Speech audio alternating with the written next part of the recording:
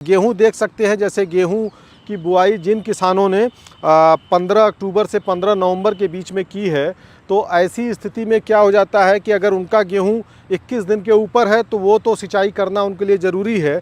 लेकिन जिन किसानों ने 15 नवंबर के बाद अपनी गेहूं की फसल लगाई है, ऐसी स्थिति में गेहूं अभी छोटी स्थिति में है और उनमें जो रूट की जो डेवलप नहीं हुई है, ऐसी स्थिति में सिंचाई के लिए निश्चित तौर पे उनको, क्योंकि जो कृषि वैज्ञानिक के द्वारा सलाह दी जाती है कि वो समय से सिंचाई कर देनी चाहिए, तभी रूट डेवलप हो पाएंगी, और नहीं अगर लेट करेंगे तो इससे उत्पादन पर असर पड़ेगा। देखिए, अब आप देखिए कि यहाँ पे भी बारिश हुई है और ये आपको ऊपर ऊपर खेत में नमी दिख रही है, लेकिन जैसे ही हम नीचे की तरफ जाएंगे तो हम देखेंगे कि एक स्थिति के बाद हमें नमी नहीं मिलेगी। और चूँकि किसान भाई जो है वो रोटावेटर से आजकल गेहूं की बुआई कर रहे हैं, कल्टीवेटर या सीड ड्रिल का बहुत कम इस्तेमाल कर रहे हैं। तो ऐसे समय अब आप देखेंगे कि ये जो हमारी गेहूं की फसल है, किसान भाई को ध्यान देने की ज़रूरत है कि हमारी पुरानी जड़ है, निकली हुई है।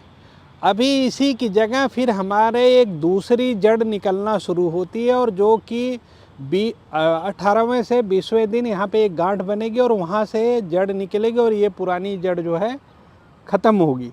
तो ऐसी अवस्था में अगर आपके खेत में नमी नहीं होगी तो जड़ का विकास नहीं होता है। इसको बोलते हैं ताज मूल अवस्था। और इस अवस्था में अगर हम सिंचाई नहीं करेंगे तो जड़ का विकास नहीं होगा, कल्ले कम निकलेंगे और जो गेहूं में बालियां बनेंगी वो छोटी होंगी, उनमें दानों की संख्या कम होगी, दानों का वज़न कम होगा। तो इसलिए गेहूं की फसल में ये सलाह दी जाती है कि हर हाल में किसान भाई 20 से 21 दिन में सिंचाई अवश्य कर दें।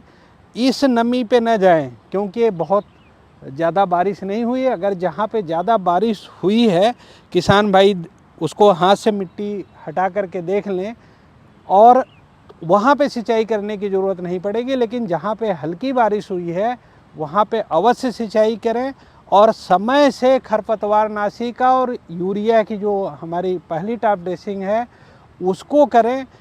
1 एकड़ में 50 किलो यूरिया और 8 किलोग्राम जो है मोनो जिंक का प्रयोग करें। अगर आपने पिछली फसल धान की ली है और अगर आपने धान में मोनो जिंक का प्रयोग किया है तो फिर आपको दोबारा करने की ज़रूरत नहीं है। तो क्या फास्फेट की ज़रूरत नहीं होती है इसमें? फास्फेट तो हम बुआई के समय ही किसान भाई डाल चुके होंगे, अब ऊपर से फास्फेट डालने की ज़रूरत नहीं है।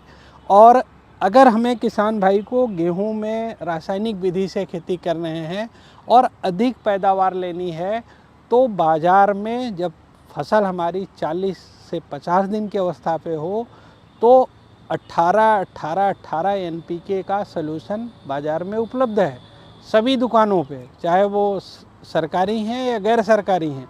इसी ढंग से NPK 19-19 का जल विलेय घुलनशील जो है वो NPK उपलब्ध है।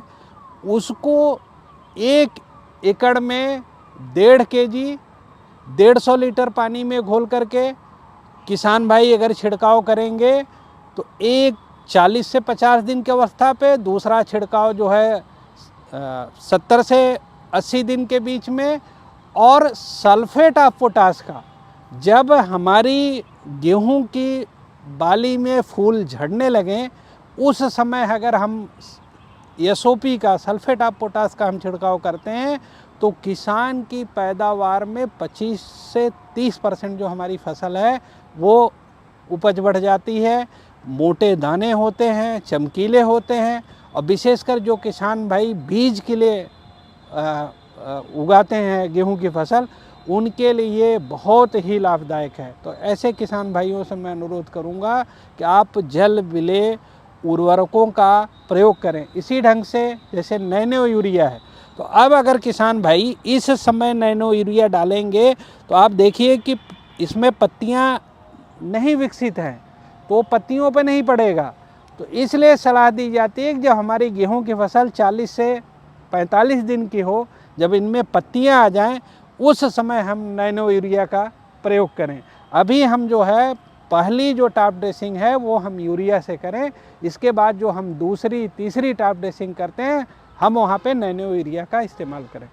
क्योंकि बहुत से किसान सिंचाई को लेकर ये मानते हैं कि अगर बारिश थोड़ा सा हो गई है तो वो शायद अपनी एक सिंचाई बचा ले, लेकिन ये गलती बिल्कुल न करें। धर्मेंद्र सिंह, किसान तक, लखनऊ।